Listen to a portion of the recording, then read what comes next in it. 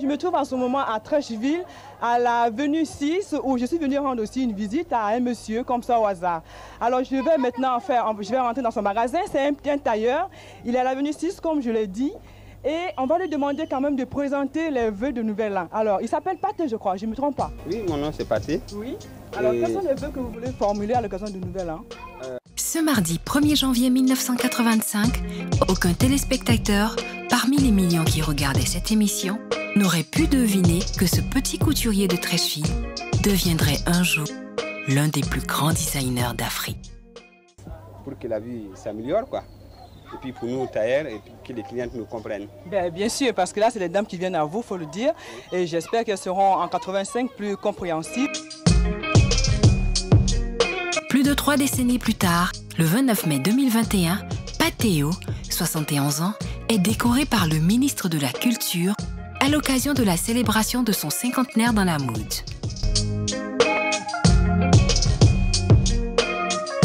Venu à la couture par nécessité et non par amour, Patheo, cet Ivoirien d'adoption, originaire de Guibaré, Burkina Faso, s'est fait connaître en remportant en 1987 la première édition du concours Ciseaux d'or. D'abord, c'est une grande récompense pour nous parce que ça nous permet, nous, de réfléchir, de créer et d'être plus connus. Bien sûr que j'étais bien connu à Abidjan, mais après les Ciseaux d'or, il y a eu plus de pubs autour de moi, les journaux, la radio, la télévision surtout. Donc ça fait que les Ciseaux d'or m'ont beaucoup aidé.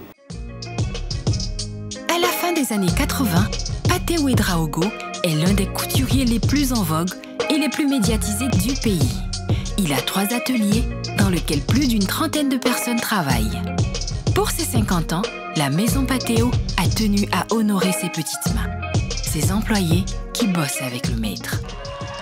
Ça, c'est le numéro 2 de la maison Pathé. Celui qui ne connaît pas ce monsieur ne comprend pas Patheo. Tous ceux qui ont fait plus de 10 ans dans la maison Patheo ont reçu des certificats de reconnaissance pour leur fidélité et leur engagement. De 1988 à 1998, il a été le couturier officiel de Miss Côte d'Ivoire. Et il habillait également Miss CEDEAO. La maison Patheo est la première marque africaine à avoir des points de vente dans une quinzaine de pays du continent. La première boutique qu'on a ouverte à l'hôtel président Yamoussoukro en 92. Ensuite, on a ouvert Ouagadougou en 93. Ensuite, on a ouvert Bamako, Libreville, on a ouvert Douala, on a ouvert Yaoundé, on a ouvert Brazza. On vient d'ouvrir le Sénégal. On a aussi une boutique au Plateaux.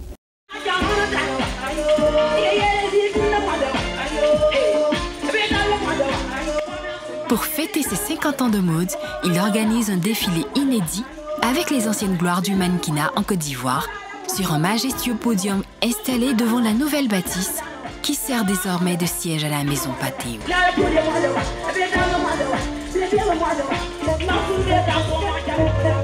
Le cinquantenaire de Patheo est aussi marqué par la publication d'un livre biographique signé Cheikh Ivan, intitulé Patheo de fil en aiguille.